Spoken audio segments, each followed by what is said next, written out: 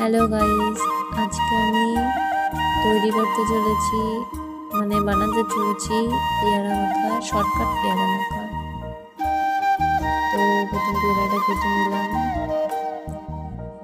তো তারপর পেয়ারাটাকে এবার ধুয়ে নিলাম।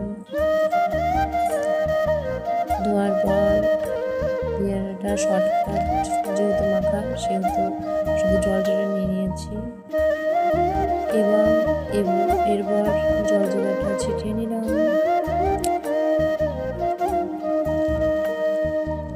দেখেই তো সে লাগছে, খাতে কেমন লাগবে,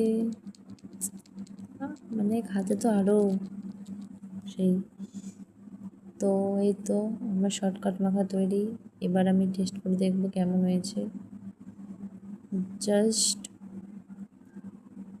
ওয়াও, জাস্ট ওয়াও, সেই খাতে হয়েছে আমার সাধারণ পেয়ারা মাখা।